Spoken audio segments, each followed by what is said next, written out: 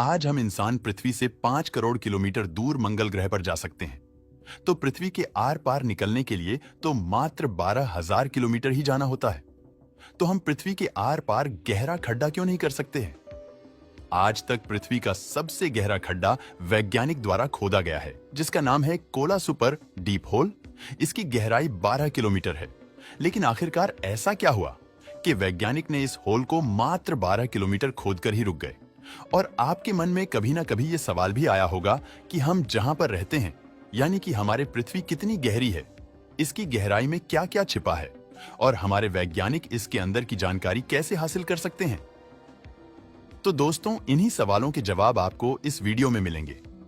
हमारी पृथ्वी के अंदर का भाग पूरे 4 लेयर्स से बना हुआ है। Crust layer, metal layer, outer core और इनर कोर इनमें सबसे ऊपरी लेयर यानी कि क्रस्ट लेयर है, जिस पर हम सब रहते हैं। आपको धरती के अंदर जो भी गड्ढे जैसे कुएं, बड़ी बड़ी खदानें दिखाई दे रही हैं, वह सभी इसी लेयर के ऊपरी हिस्से में ही मौजूद है।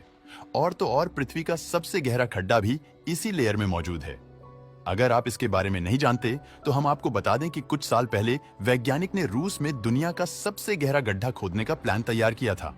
रूस में खोदे गए इस गड्ढे की गहराई 12 किलोमीटर है और यह गड्ढा पृथ्वी के ऊपरी भाग में यानी क्रस्ट लेयर में ही समाप्त हो जाता है। और इस पर वैज्ञानिक ने पूरे 20 साल तक काम किया था, यानी कि पृथ्वी को सिर्फ और सिर्फ 12 किलोमीटर तक ही खोदा गया है।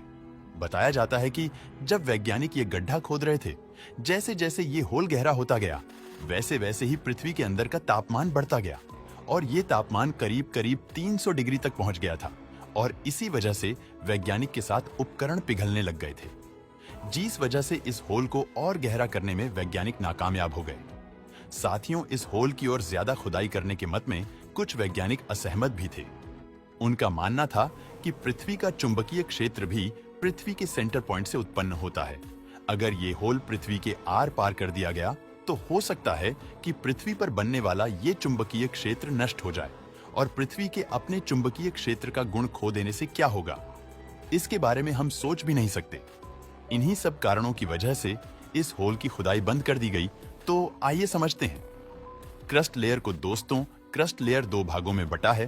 पहला है वो महासागरीय क्रस्ट यानी कि जिस पर समुद्र है, और दूसरा भाग है महाद्वीपीय क्रस्ट, जिस पर पूरा ठोस भाग यानी धरातल बना हुआ है।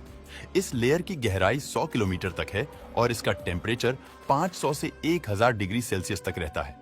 धरती पर आने वाले भूकंप और महाद्वीपों में होने वाली हलचल के पीछे यही लेयर जिम्मेदार है। इस लेयर में धरातलीय जल, पथरीली चट्टानें, सिलिका और कई धातुएं मौजूद हैं, जिन